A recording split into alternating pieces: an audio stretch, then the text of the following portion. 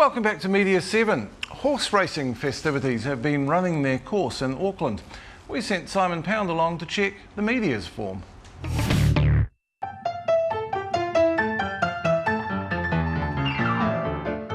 The races. It's Auckland Cup Day and a great occasion for chats, laughs, hats, drinks, frocks, fashion, flirting, a flutter, and there's a bit of horse racing going on too.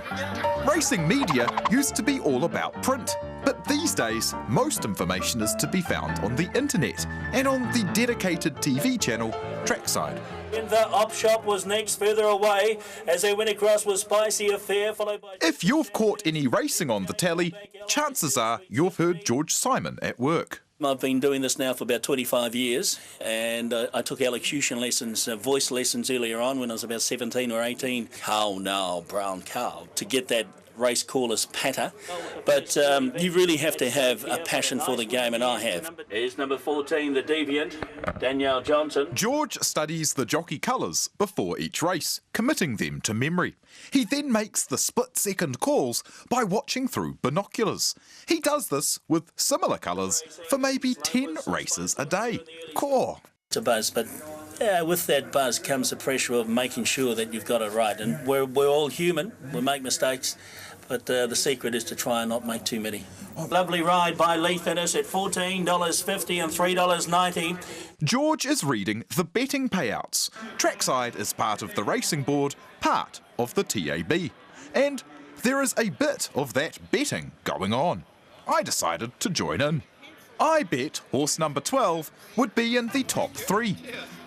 As the race was about to start, a horse took off, riderless. That poor bugger is disqualified. Ha ha! Oh, it's number 12. So much for betting. It looked like I wasn't the only one here not into the GGs. This carnival area is more stiletto than horseshoe. This fashionable enclave is the happy hunting ground of Norrie Montgomery. It's not the easiest thing to do to walk up to someone and take a photograph of them and get a bit of a reaction off them. So you've got to have a bit of a rapport with them, get chatting with them, just have a bit of a laugh, you know, and then you get the best images all the time. Lovely shot. Now who can get closer? Norrie is a social expert, and society-wise, the races are right up there. Are they right up there, Norrie? Cup Day is right up there because it's got everything in it. You know, it's got fashion, glamour, excitement. It's the place to be. Quite. So, the racing media has changed a bunch. And so have the races. While they still cater to the meat pie side of things, it is now also all about the fancy finger food and the shiny people. A media mixture of the racing and the social pages. Simon Pound with the furlong and short of it. The forthcoming study from NetSafe, the Convergence Generation Management of Cyber Challenges by Teenage New Zealanders, does what it says on the label. It looks at how young people handle the various challenges of the network world. But after NetSafe's Executive Director Martin Cocker mentioned one preliminary result in a Radio New Zealand interview this week, that about a quarter of young people reported being aggressively sexually propositioned online, it rather got away in the headlines. This NZPA story got as far as the Sydney Morning Herald. 25% Kiwi teens sexually solicited online, without the caveat that only 4 or 5% were distressed by the experience and didn't know how to respond. But it fell to Radio New Zealand to really do a job on its own story with this headline: Internet predators target 1 in 4 children. We're joined now by Martin Cocker to discuss what the study does and doesn't say. Welcome, Martin. Hi. Now, correct me if I'm wrong, but I don't think you said in that interview internet predators are targeting 1 in 4 New Zealand children. No, I definitely said 1 in 4, so the number's correct. But what we said is that they were aggressively sexually solicited, but we haven't anywhere in the research identified who by. So it could be their peers, could be slightly older teenagers. Yeah, I mean, we know that they were solicitations that they weren't comfortable with, which means what it means. It could be their peers, it could be their friends, but they don't know. We didn't ask them that, it wasn't part of the research, so we couldn't be specific. As I grasp it, the intent of the research is actually to see what this generation that's grown up with the internet is making of it and how well it fares. Is that fair? Yeah, that's exactly right. When I came into this job 3 years ago, there was absolute dearth of decent research. There's a lot of, predators do this and 90,000 on MySpace and that kind of thing, but there wasn't any really hard information around what our young people were facing. So we launched this research, and the idea was we'd find out how they felt about the risks and what they were doing to manage them. And this was one of the first pieces of information we've released from it. Were you impressed with the way that some of them were managing it? Because you're talking about 19-year-olds who should be able to manage themselves online. Is there going to be cause for cheer when this report comes out? Yeah, absolutely. Only a small percentage of young people, if you extrapolate out the research, are in a position where they really are concerned and don't know what to do, which is your worst case. And they're the ones we should be worried about. That's exactly right. What we have to do is work out how to identify who those ones are.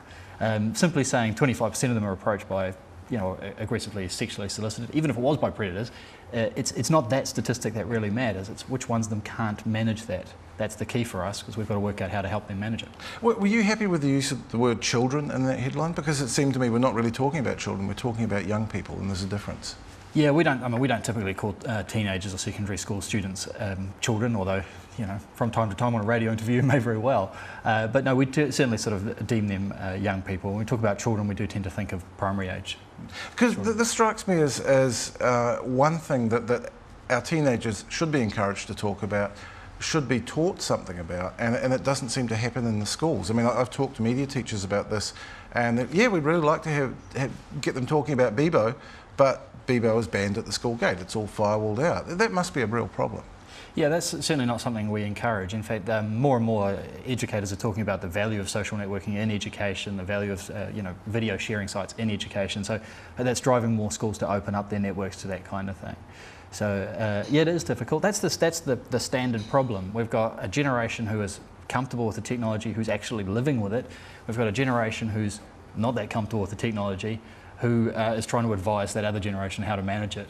And what the research shows is that our young people have worked out that their parents and their teachers don't know what to do. And if you look at who they turn to, it's not their parents, it's not the teachers, it's each other. Mm.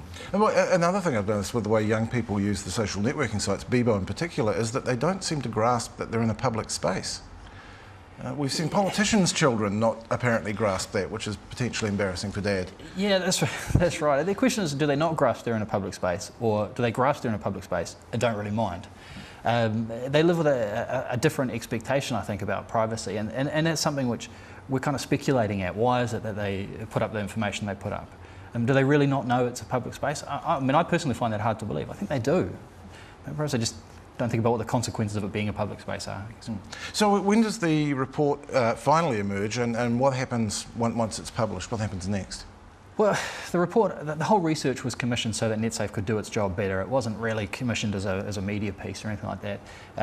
The full report in terms of NetSafe's requirements from it will be prepared by later in the year, and we'll release it then, and people will be able to get right into the data and have a look at how many people are bothered by these things. And hopefully have some real facts to actually churn through rather than the shock horror. It just seems like it doesn't help the discussion of this problem at all when everything's moral panic. Yes, it's a difficult balance for NetSafe. I mean, NetSafe is obviously trying to raise the risks and explain to people how to manage them, but at the same time, NetSafe's community is very pro-technology. We're really keen to see people get online, and we totally believe that the positives outweigh the negatives. And so we do need to raise these things in the media. We do need to get them covered so that people pay attention to them, but we certainly don't want to frighten people off. Well, we'll look forward to it when it's published. Thank you, Martin Cocker. And that is our show for this week. Thank you also to the Minister of Broadcasting, Jonathan Coleman, and our panellists, Paul Norris, Peter Thompson and Brian Edwards. And thank you for watching. We'll be back with Media 7 at the same time next week. Until then, goodbye.